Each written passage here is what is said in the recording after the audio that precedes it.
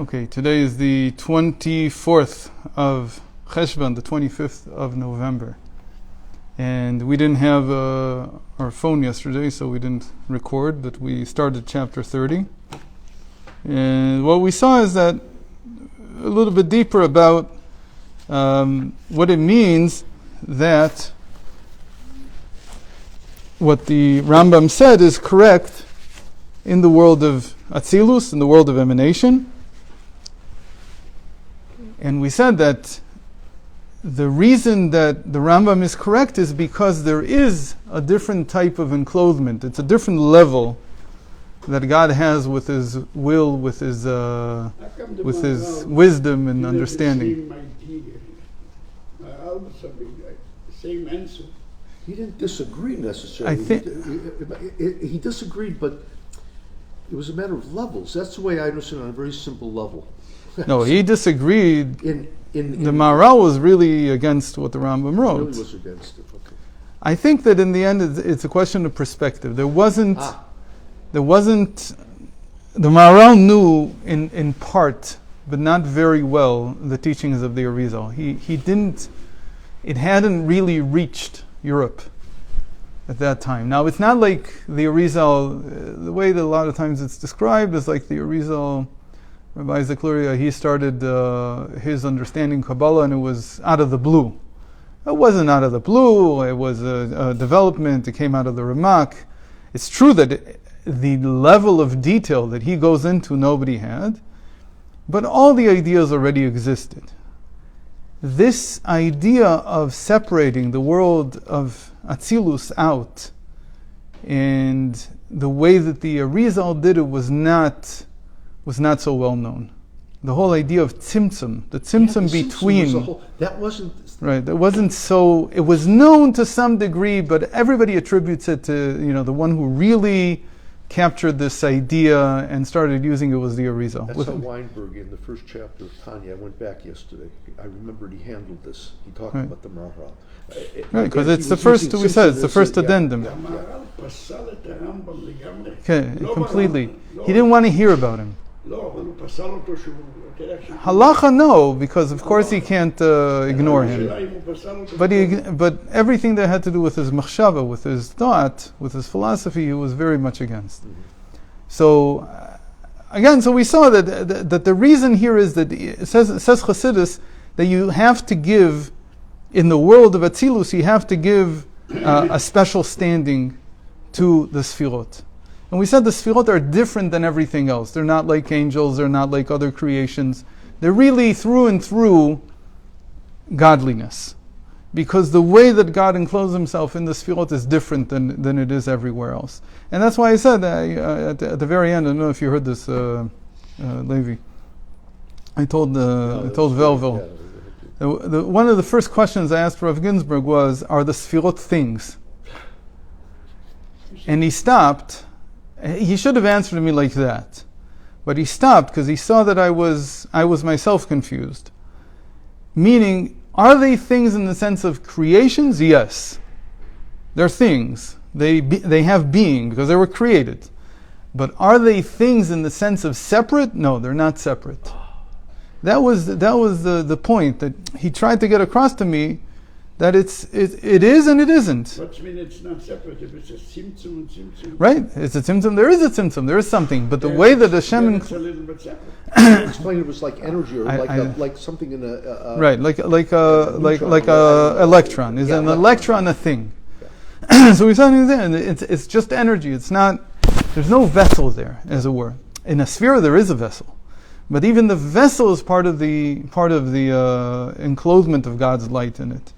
Again, this becomes, and we said that there's many analogies to how a human being is, and we said the main one is that we say that when God created man, He breathed into him the breath of life. It's different than speaking, meaning the breath of life is more God's essence than speaking is. Okay, it's more Him. It's more, whereas our soul is essentially Him. Still, from our perspective, when we look at it, we don't feel that the soul is what is our existence.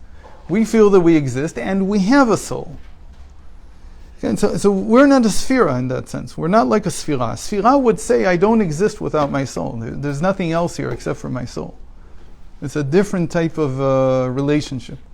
In any case, I kept telling you that the introduction to Chesed LaAvraham, the Maggid's son, Avram HaMalach, Avram the angel they used to call him, he was the Chavrusa, the study partner of the Alter Rebbe when he came to Mezrich in the beginning. So he, in his introduction to his book of commentary on the Torah, you'll be astounded. You haven't heard this language in Chassidus. Like, I'll just read a little bit, but it goes on and on and on. So he says like this, K'tiv lecha Shem ha'gdula v'ha'gvura v'tiferet. It says, the famous verse from Divrei Hayamim, from the Chronicles, from 1 Chronicles 29:11. We said that King David already knew the Sefirot, because he says, to you Hashem is the greatness, that's the Chesed, and the Gvura, and the Tiferes, and so on. And he gives the names of the 7 lower Sefirot. He doesn't give us the names necessarily of the 3 intellectual Sefirot. So, says the Rabbi Avram the Malach, he says, Hinei yesh besechel adam sheva sichliyot. In man's mind, there are 7 intellects. You said 7 faculties of intellect. Usually, when you hear someone talking about the 7 lower sefirot, what would you say? That they're in the heart. But he here immediately goes to the mind. And he says, these 7 that you know, loving kindness and down, we call them the emotive sefirot. He says, they are in the mind. They're actually powers of intellect. They're actually powers of intellect. Very surprising. שהם אשר זה לעומת זה עשה אלוקים, דהיינו שרוצה לגדל את שמו של הבורא, את עצמו, שרוצה לקבור את עצמו. I won't translate this because I want to get to the עיקר. והנה כל אותן 7 שכליות כלול כל אחד משבעה. And these 7 faculties are inter-included one in the other till you get 49. עד שהם ממתת שכליים. Again, this is like language we've never heard in Chassidus. Nobody talks this way. And you know what? Nobody talks this way even in Kabbalah. No, that's not an issue. The problem here is that he's calling it intellects. He's calling it faculties of intellect. Why is he doing that? Why is it not emotions like we use? Zeh Chesed LaAvraham, Rabbi Avraham HaMalach. He said that there was a tradition by the Baal Shem Tov to bring the Rambam back in. So what's he doing? He's saying everything you usually talk about Sfirot, I'm going to call them Sichlim. Intellect. And what do we just do by this? We went back to the Rambam's language. Shehu HaMada, V'hu HaYodeh, V'hu HaDat. And he switches back to the Rambam's language. This is 200 years after the Maharal. And he's going back to the Rambam's language. And it just gets worse all through. The whole introduction, and then he talks about the 3 intellects, the 3 intellectual sefirot. והנה אותו השאר למעלה מן השגת השכל, שאין יכולים לפעול בו רע. So now he's going to talk about understanding. He says it's the gate that is above the usual intellect, the 49 faculties of the intellect as he called them, which again is very surprising language, where there can be no evil, under chapshat, at least plainly. והוא nun min sha'ar ayin. It is the letter nun, right? Nun sha'arei bina, 50 gates of understanding, from the word ayin, from nothingness, asher ein hasechel yachol להשיג אותו, which the mind cannot grasp. ואם היה ניסג אל השכל, אז היה בטל ממציאות. And if it would be grasped by the mind, it would go out of its being. שהוא משכיל, והשכל אין יכול להשיג משכיל. Because what is it? Exactly the language of the Rambam. It's a maskil, it's a knower, it's an intellect. He says understanding is an intellect. And we know it's an intellect. But what is he saying? He's saying this is how Hashem is. It can't be grasped. ולמעלה ממנו יש משכיל שני, אשר ביוד של עין. He says the word ayin has 3 letters. Aleph is the keter, Yud is the chokhmah, and Nun is the bina. And he calls them maskilim. ואז יש משכיל שלישי הנקרא א' של עין. And then there's the 3rd intellect. And so he uses this language all throughout the introduction. I won't bore you with it. It's very long. And he just uses seichel. Suddenly Hashem becomes seichel again. separate. Right. And nobody reads it because it's so strange in the Hasidic world to speak this way. Like, what are you talking about? Intellect? How can we say that it's intellect? Okay. So let's continue in chapter 30. So we finished with Blima. What does it mean that the Sefirot are called in the book of formation Eser Sefirot Blima? So on page Kuf Lamed Bet, in the middle of the top paragraph. וזהו 10 ספירות בלימה, פירוש בלי מהות. The end of the line, פירוש בלי מהות. They have no essence, meaning they have no essence of their own. ויש בדבר, they're not something of their own. ועל כן מצד ביטול זה אור אינסוף, מצד ביטול זה אור אינסוף מתייחד עימן עד שהוא וחוכמתו אחד כייחוד הזיו עם המאור. And so in them, the infinite revelation of Hashem is so united until you can say that He and His wisdom are one thing. And it's like what the Alter Rebbe described, the metaphor is like the ray of the sun when it's still inside the sun, before it's exited. ונמצא בזה צדקות דברי הרמב"ם שהוא היודע והוא המדע. And based on this analysis, we can say that what the Rambam, what Maimonides said, that God is the knower and He's the power of knowledge, is all true. דהיינו, שהאור אינסוף המלובש בספרת החוכמה והדעת הוא מתייחד ממש עם הספירות, עם הספירה שהיא החוכמה והדעת, עד שאין אחד ממש מכל צד ופינה. And so it means that the unification here is at a whole different level that God has with wisdom and knowledge, until you can say that from every side they are one. ולכן אינו יודע בדעה שחוץ ממנו, כי הוא ודעתו אחד כנ"ל. And that's why we don't say, that's why the Rambam says, that when he comes to know the world, it's like he comes to know himself. Meaning the Rambam also says, to know is an act, but it's like knowing himself. Because the sefirah of Das is so much himself, it's like knowing himself. אמנם, כל זה לגבי האור I'm holding myself not to go into semiotics, because there's so much discussed about this. But if you read any semiotics, like there's the whole linguistic churn of philosophy in the 20th century, the whole shift into language is around this issue. It's around this issue, and it all starts because they have a huge problem with the verb to be. It's an amazing thing. They don't, it's like the camel not seeing his hump.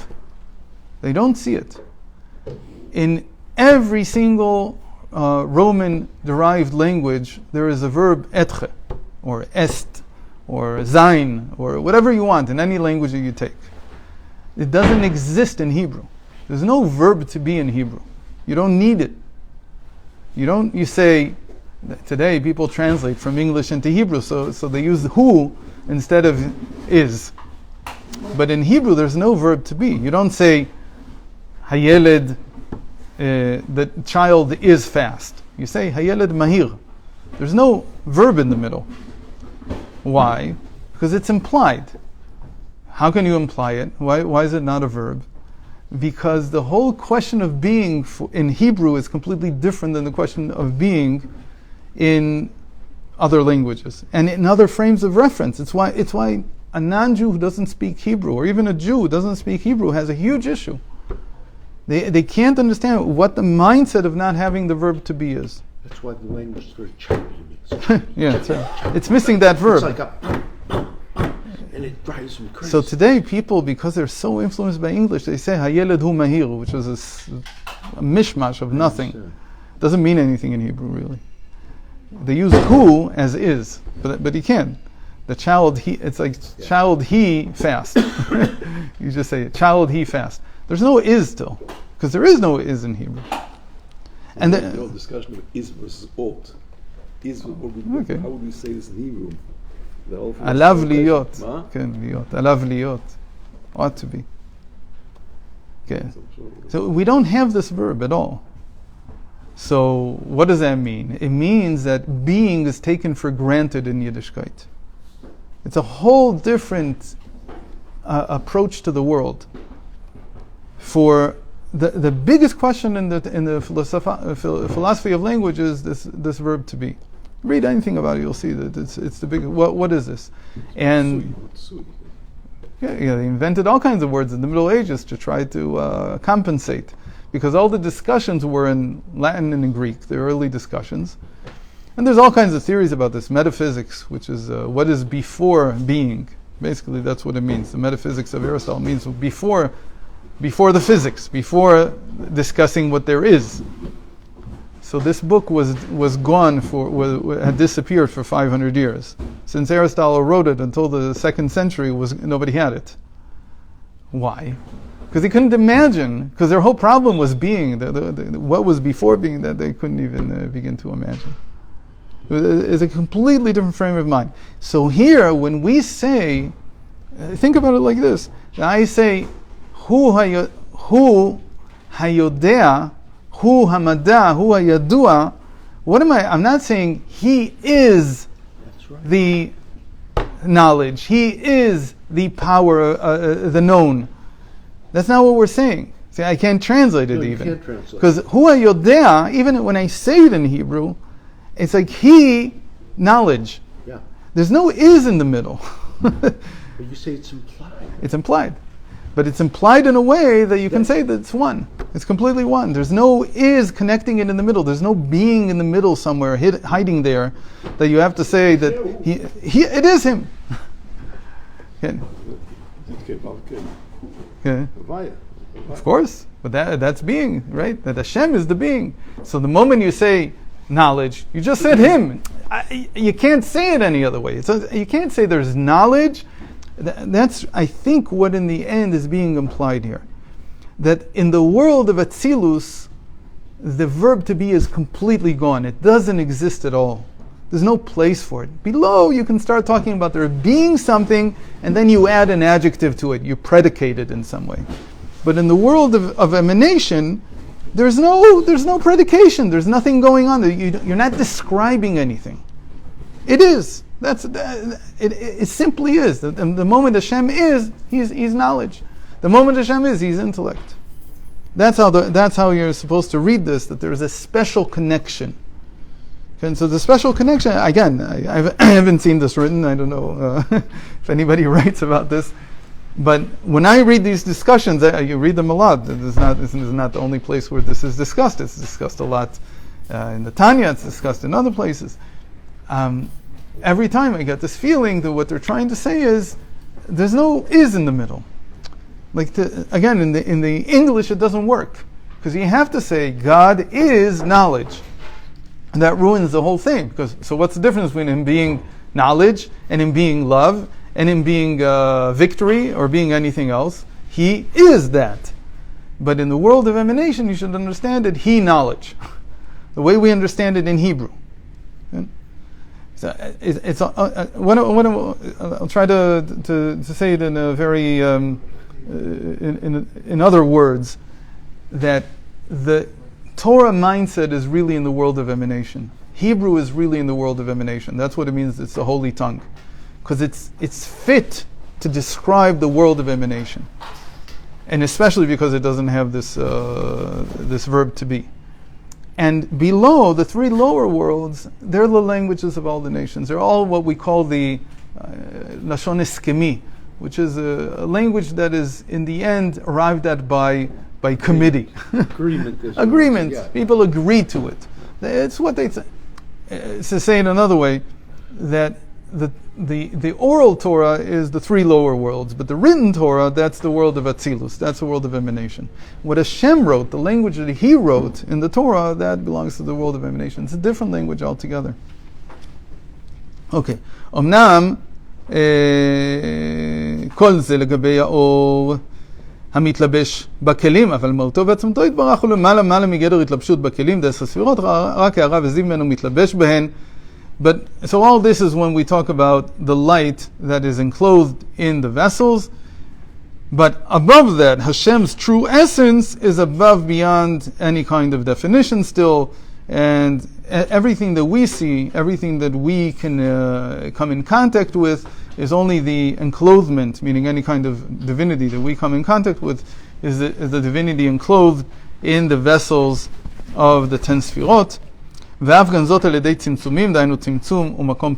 again, this is what we talked about, that the moment that you have the Arizal, you have this concept of a tzimtzum, so then you have a true meaning to what the world of emanation is, as something separate, and where you can have this whole situation going on. So the tzimtzum creates an empty space, and then what comes down is, we call it a kav, a ray. Let's just call it a ray right now. And then afterwards, what comes down even lower is what we call the hairs of the beard of Ak. That's all that reaches further down, meaning it's tiny glimmers of Hashem. ואז אחר כך מתלבש הערה ב10 ספירות דאצילות, ואז שייך לומר הוא המדע. אבל מהותו ועצמתו יתברך ממש מרומם, מתנשא לאין קץ, ואין לומר בו גדר מיוחד כלל, חוכמה ומדע, again, can't have any definition by him himself. ובזה טעו כל הפילוסופים והחוקרים באלוקות, בשכל אנושי, ותיארו בו יתברך מציאת וגדר חוכמה, וקראום חוכמת אלוקות. And this was the mistake of all the philosophers and all the academics who studied godliness, all the philosophers of the divine philosophy. And divine wisdom. There is such a thing in all the nations. They have divine wisdom, Buddhism, whatever you study, all these things. In the end, they call him wisdom. Or as it says in the prophet, in Jeremiah, Elaka de Elakaya, the God of gods, and he is wise, and he is this, and he is that, all these descriptions. אבל באמת מהותו ועצמתו יתברך למעלה מגדר חוכמה כנ"ל. But he himself is really completely beyond wisdom or anything else. So you can't even say the divine wisdom. There's no such thing. וגילוי אלוקות, I just skipped the parenthesis, so we can finish. וגילוי אלוקות הוא בבחינת אמונה שהיא למעלה מהשכל כמו שכתוב במקום אחר. But the point is to get to faith. Because faith is what captures him. And this is the whole discussion in the Zohar, that even Moshe Rabbeinu says, I can't grasp Hashem. And Rashbi, Rabbi Shimon Bar Yochai, comes to him and says, Be're'uta deliba delach at chazit. In the will of the heart, in the innermost point of the heart, which is faith, there you can see.